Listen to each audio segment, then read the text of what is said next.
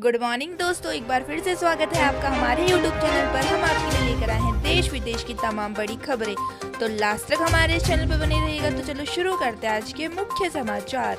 Smartphone पर लगी गोली और बच गई यूक्रेनी सैनिक की जान, वीडियो हो रहा है वायरल। तो दोस्तों, कुछ साल पहले तक बाजार में नोकिया के फोन का दबदबा था और इसके फोन को लोहा लाट माना जाता था। वक्त के साथ इन फीचर फोन की जगह स्मार्टफोन ने ले ली, लेकिन हैंडसेट की मजबूती लगभग खत्म हो गई। हाल फिलहाल में कई ऐसे मामले सामने आए हैं जो स्मार्टफोन ब्लास्ट के हैं। ऐसे वक्त में जब स्मार्टफोन आए दिन ब्लास्ट हो रहे हो, अगर किसी फोन की वजह से जान बच जाए तो क्या कहना। ऐसा एक मामला जंग के मैदान में सामने आया है, जहां फोन की वजह से एक सैनिक की जान बच गई है। सोशल मीडिया पर वीडियो बहुत ज्यादा वायरल हो रहा है, जिसे यूक्रेनी युद्ध का बताया जा रहा है। रिपोर्ट की माने तो वीडियो में नजर आ रहा सैनिक जो अपने साथी को फोन दिखा रहा है, जिसकी वजह से उसकी जान बची है। 45 सेकंड के इस वीडियो को सोशल मीडिया पर काफी ज्यादा शेयर किया जा रहा है। वीडियो में साफ देखा जा रहा है कि सैनिक अपने साथी से बात करते हुए फोन दिखा रहा है जिसमें गोली लगी हुई है। स्मार्टफोन में 7.62 mm की बुलेट फंसी हुई है, जो उस जवान की जान ले सकती थी। इस वीडियो में यूक्रेनी सैनिक कह रहा है कि स्मार्टफोन ने मेरी जान बचाई है। इसी के साथ दोस्तों चलते हैं आज की अगली बड़ी खबर की ओर। सांसद नवनीत और रवि राणा गिरफ्तार, धार्मिक भावनाओं को ठेस पहुंचाने का आरोप। तो दोस्तों, मुंबई में निर्दलीय सांसद नवनीत राणा के खिलाफ मुंबई पुलिस ने बड़ी कार्रवाई कर दी है। पुलिस द्वारा उन्हें और उनके पति को गिरफ्तार कर लिया गया है। शिव सैनिकों ने राणे दंपति पर धार्मिक भावनाओं को ठेस पहुंचाने का आरोप लगाया है। खार पुलिस नवनीत को थाने लेकर गई है। शिव सैनिक ने थाने में शिकायत देकर कहा कि उनके लिए मातोश्री मंदिर की तरह है। राणा दंपति ने उनकी भावनाओं को ठेस पहुंचाई है। नवनीत ने एक वीडियो जारी किया है। इसमें कहा, मुझे पुलिस जबरन थाने में लेकर जा रही है। उन्होंने बीजेपी के नेता देवेंद्र फडणवीस और नारायण राणे से मदद मांगी है। लोकतंत्र को बचाने में साथ दिया जाए। सरकार लोगों को दबाने का काम कर रही है, गुंडागर्दी की जा रही है। अब देखना होगा कि बीजेपी राणे दंपति के समर्थन में मैदान में उतरेगी या नहीं। बताया जा रहा है कि नवनीत के साथ उनके पति रवि भी मौजूद थे। इसी के साथ दोस्तों चलते हैं आज की अगली बड़ी खबर की ओर। SBI ने दी वार्निंग, इन 2 नंबर से आए कॉल तो मत बताना कुछ, वरना खाली हो सकता है बैंक अकाउंट। तो दोस्तों, ऑनलाइन स्कैम और फ्रॉड कॉल से ठगी के कई मामले आते रहते हैं। ऐसे में स्टेट बैंक ऑफ इंडिया ने यूजर्स को इस तरह के स्कैम को लेकर वार्निंग जारी की है। कंपनी ने अपने ट्विटर हैंडल पर यूजर्स को जानकारी दी है कि KYC के नाम पर फ्रॉडर्स किस तरह कॉल कर लोगों को फंसा रहे हैं। SBI ने CID असम के ट्वीट को रीट्वीट कर अपने यूजर्स को आगाह किया है। इन्वेस्टिगेशन एजेंसी ने SBI यूजर्स को 2 मोबाइल नंबर को लेकर चेतावनी दी है। इन नंबर के जरिए लोगों को KYC के नाम पर फंसाया जा रहा है। इस ट्वीट से ऐसा लगता है कि लोगों को ठगी करने के लिए सबसे ज्यादा इन 2 नंबरों का इस्तेमाल किया गया है। अगर आप असम या दूसरे राज्य में रहते हैं तो इन नंबर से आने वाले कॉल से बचे। इन्वेस्टिगेशन एजेंसी द्वारा शेयर किए गए नंबर से लोगों को कॉल करके उनसे पर्सनल डिटेल मांगी जा रही है। बैंक कई बार जानकारी दे चुके हैं कि यूजर को किसी भी व्यक्ति को अपने पर्सनल डिटेल शेयर नहीं करने चाहिए। बैंक के पास आपकी जरूरी जानकारी पहले से ही मौजूद होती है।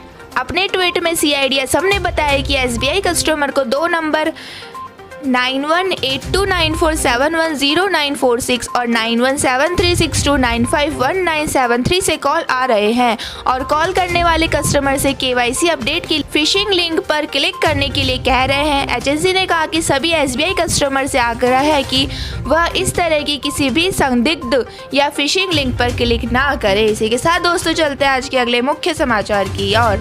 शादी समारोह में हुआ झगड़ा तो 6 स्कूली छात्रों ने 10 साल की बच्ची का किया गैंगरेप। तो दोस्तों, झारखंड के खूंटी में एक शादी समारोह में की गई 10 साल की मासूम बच्ची के साथ 6 नाबालिग लड़कों ने सामूहिक दुष्कर्म किया। घटना खूंटी के तोरपा प्रखंड की है, जहां बच्ची से गैंगरेप की वारदात को अंजाम दिया गया है। मामले का खुलासा उस वक्त हुआ जब बच्ची की मां ने थाने पहुंचकर बेटी के साथ हुई दरिंदगी की शिकायत दर्ज कराई। पीड़ित की मां ने थाने द्वारा शिकायत दर्ज कराए जाने के बाद पुलिस ने इस पर कार्रवाई करते हुए 5 नाबालिग आरोपियों को गिरफ्तार कर लिया है, जबकि एक आरोपी फरार है, जिसकी तलाश जारी की जा रही है। घटना के बारे में बताया जा रहा है कि बुधवार को बगल के गांव में एक शादी थी। उसी दौरान किसी बात को लेकर लड़की से कुछ लड़कों की कहासुनी हो गई। रात में लड़की अकेले अपने गांव से लौट रही थी, तभी 6 नाबालिग छात्र उसे पकड़कर जबरदस्ती सुनसान जगह पर ले गए और उसके साथ गैंग रेप किया।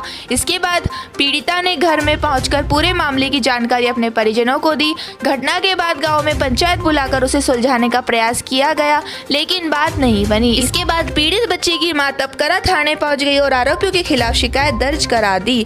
घटना की जानकारी मिलते ही पुलिस ने 5 आरोपियों को अलग अलग जगहों से गिरफ्तार कर लिया। सभी आरोपियों की उम्र लगभग 10 से 15 साल के बीच है और सभी स्कूली छात्र है। इसी के साथ दोस्तों चलते आज के अगले मुख्य समाचार की ओर। यूपी नकली नोट की मशीन लेकर घूमता था गिरोह, जहां खपना होता वही करता प्रिंट, 12 लाख रुपए मिले। तो दोस्तों उत्तर प्रदेश के चंदौली में पुलिस ने एक ऐसे गैंग का पर्दाफाश किया है जो नकली नोट छापता था और यूपी बिहार में उसे खपा दिया जाता था। इन नकली नोटों को खासतौर पर यूपी बिहार के कई जिलों के गाँवों में चलाया जाता था। पुलिस ने इस मामले में 3 लोगों को गिरफ्तार किया है जो बिहार के रहने वाले हैं। तीनों आरोपियों के पास से पुलिस ने 11.5 लाख रुपए से ज़्यादा नकली नोट छापने की डाई, प्रिंट, अच्छी क्वालिटी के पेपर और 2 मोटरसाइकिलें बरामद की है। पुलिस ने नकली नोट छापने वाले इन गैंगों के 3 सदस्यों को गिरफ्तार कर जेल भेज दिया गया है और गैंग के अन्य लोगों की तलाश जारी है। इस शातिर गैंग ने नकली नोट छापने की बाकायदा एक चलती फिरती प्रिंटिंग प्रेस खोल रखी थी। गैंग के सदस्य कभी बिहार के भभुआ, कैमूर और रोहतास इलाके में नकली नोट छापकर सप्लाई करते थे, तो कभी सीमा पार कर उत्तर प्रदेश में चले आते थे और चंदौली और आसपास के ग्रामीण इलाकों में नकली नोट छापकर उसे खपा देते थे। पुलिस ने इस गैंग का पर्दाफाश करते हुए इनके पास से कुल 11,82,000 के नकली नोट बरामद किए हैं। जो नकली नोट बरामद किए गए हैं वो 10 रुपए से लेकर 2,000 रुपए तक के हैं। इसी के साथ दोस्तों चलते हैं आज के अगले मुख्य समाचार की ओर।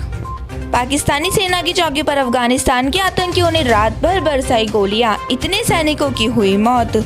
तो दोस्तों पाकिस्तान पिछले कुछ समय से दुनिया भर में चर्चा में चल रहा है और इसकी वजह थी यहाँ की राजनीतिक उठापटक। हालांकि इस बार मामला कुछ और है। दरअसल पाकिस्तानी सेना की एक चौकी पर अफगानिस्तान के आतंकियों ने हमला किया है और रात भर फायरिंग की है। इस आतंकी हमले में 3 सैनिकों की मौत की खबर है।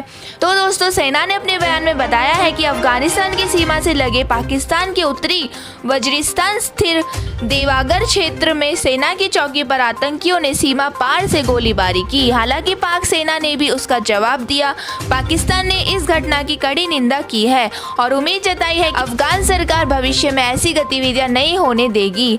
अभी तक इस आतंकी हमले की किसी आतंकवादी समूह ने जिम्मेदारी नहीं ली है, लेकिन ये एक बड़ी बात है कि बीते 2 महीनों में इस क्षेत्र में ऐसे हमलों में काफी बढ़ोतरी हुई है। डॉन अखबार के मुताबिक इस महीने की शुरुआत में आतंकवादियों ने उत्तरी वजीरिस्तान के दाताखेल तहसील में पाकिस्तानी सेना के वाहन पर घात लगाकर हमला किया था, जिसमें 7 सैनिकों की मौत हो गई थी। तब आतंकियों ने अफगानिस्तान की सीमा पार पाकिस्तान में दाखिल होने की कोशिश की और उनकी मुठभेड़ हुई। इस दौरान 4 सैनिकों की मौत हुई थी। पाकिस्तान के विदेशी विभाग ने अफगानिस्तान के तालिबान शासन को कड़े शब्दों में भेजे संदेश में कहा था कि आतंकवादी अफगान जमीन का इस्तेमाल बेधड़क होकर पाकिस्तान में अपनी गतिविधियों के लिए कर रहे हैं। इसी के साथ दोस्तों चलते हैं आज के अगले मुख्य समाचार की ओर। कोरोना का नया वेरिएंट बच्चों को कर रहा है इन्फेक्ट, जल्द शुरू हो सकता है टीकाकरण। तो दोस्तों हम सभी जानते हैं कि लगभग 2 साल पहले 2020 में कोरोना नाम का एक वायरस हमारे देश में दस्तक दी थी, जिससे पूरे देश में सन्नाटा फैल गया था और ये महामारी हर बार एक नया रूप में आ रही है।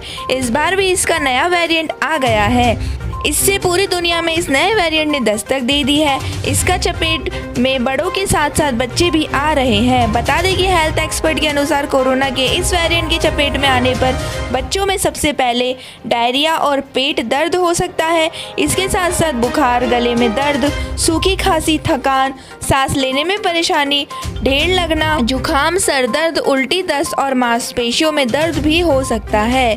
उनके अनुसार माता पिता को पैनिक होने की जरूरत नहीं है। है, लेकिन बेफिक्री भी सही नहीं होगी। कोरोना से बचाव के लिए माता पिता को बच्चों को हेल्दी लाइफस्टाइल बनाए रखने की जरूरत है। स्वस्थ खाना खाएं और अच्छी नींद लें। सफाई का ध्यान रखें। जो बच्चे वैक्सीनेशन के योग्य हैं उन्हें वैक्सीन लगवाई जाए। टीचर्स को भी बच्चों के हेल्दी लाइफस्टाइल पर ध्यान देने के लिए कहा जाए। हेल्थ एक्सपर्ट के अनुसार बच्चों के घर वालों को घबराने की आवश्यकता नहीं है, क्योंकि उनमें गंभीर संक्रमण होने की संभावना बहुत कम है।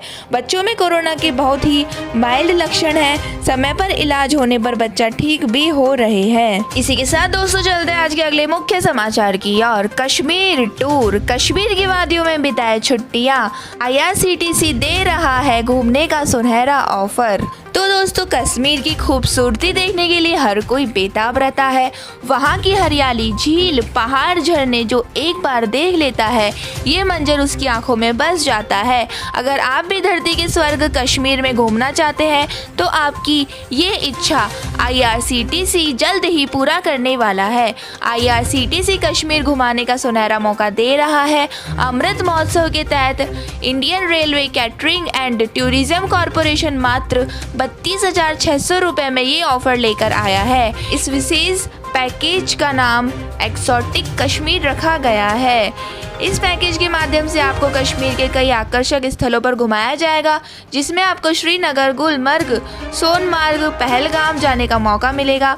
6 रात 7 दिन के इस पैकेज की शुरुआत 1 जून 2022 से होने जा रही है। पहली फ्लाइट 1 जून को रवाना होगी और दूसरी फ्लाइट 7 जून को रवाना होगी। पैकेज की डिटेल IRCTC ने अपनी वेबसाइट और ऑफिशियल ट्विटर हैंडल पर शेयर की है। तो दोस्तों यह थे आज के मुख्य समाचार। हमारी वीडियो को लाइक करें, शेयर करें और कमेंट करके बताएं आपको हमारी वीडियो कैसी लगी। धन्यवाद।